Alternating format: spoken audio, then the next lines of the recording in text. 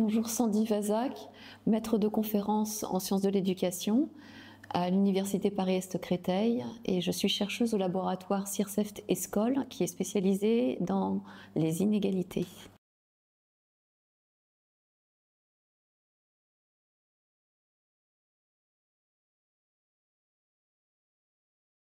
Oui, absolument. L'éducation à la vie affective et à la sexualité est forcément incomplète si elle n'aborde pas la question des violences.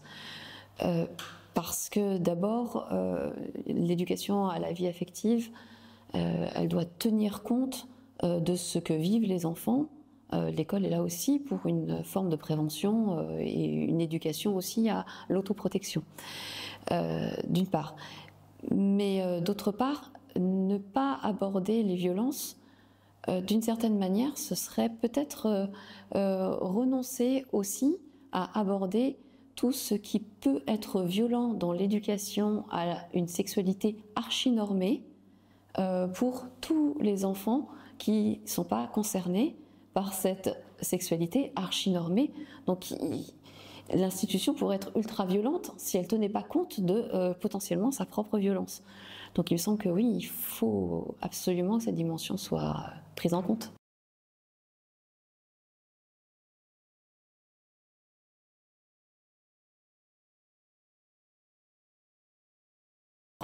Il y a plusieurs sortes d'albums et il y a des albums qui sont des albums de prévention, stop aux violences sexuelles faites aux enfants, enfin, qui sont écrites en général par des psychologues et qui sont illustrés par des illustrateurs qui collent beaucoup au message.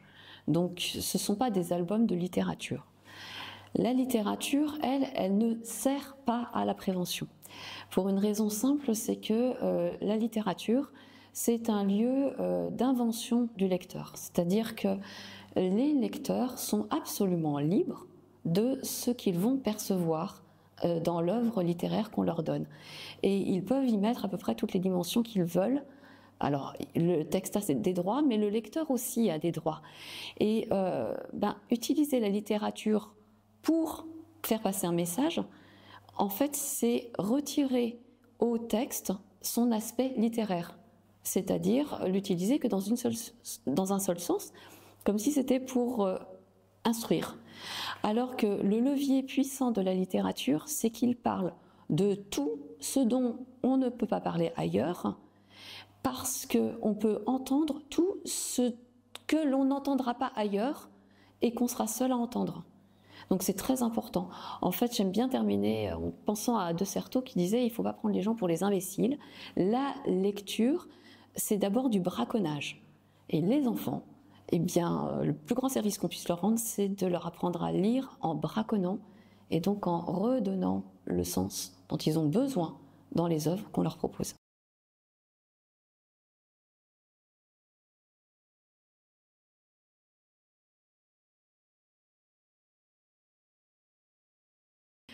Il me semble que si les familles sont en demande, il ne faut pas trop aller du côté des albums de prévention. En fait, je dirais que je crois qu'il faudrait presque laisser les familles faire ce qu'elles ont envie de faire, c'est-à-dire leur dire tout ce qui existe, leur présenter les 3 types d'albums auxquels je pense, c'est-à-dire prévention, des albums très explicites où il se passe quelque chose de grave, et puis après l'histoire va jusqu'à son terme, c'est-à-dire l'agresseur est puni, et puis des albums qui sont nettement plus implicites, et dire aux familles que tout ça, ça existe, les avoir dans son tiroir pour pouvoir les sortir, pour dire aux parents, si vous pensez que c'est utile, eh bien prenez des titres. Mais après, je pense que c'est chaque parent, avec sa pudeur, avec sa manière de travailler, de penser, de lire aussi. La lecture en famille, c'est un instant partagé. C'est difficile pour l'école de s'immiscer dans cet instant partagé. Donc je pense qu'il faut laisser le choix aux parents, et le meilleur service qu'on puisse leur rendre, c'est peut-être de leur donner beaucoup de titres, le plus de titres possible, et puis les laisser trier par eux-mêmes.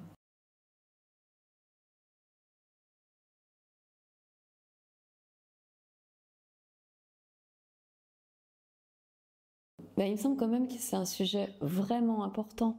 On ne peut pas laisser comme ça les enfants tout seuls dans leur vécu, dans leur expérience, si elle est traumatisante. La littérature, c'est fait pour accompagner, et pour accompagner les joies, les peines et la douleur, et les traumatismes aussi. Donc, il ne faut pas avoir peur de proposer la littérature pour accompagner ça. Et je pense qu'on peut s'y prendre de quelque manière que ce soit, à partir du moment où on amène les enfants à la lecture d'ouvrages qui sont solides, porteurs et dans lesquels ils vont pouvoir se reconnaître. Bon, on a fait son travail, donc il ne faut pas hésiter à les proposer, ces albums.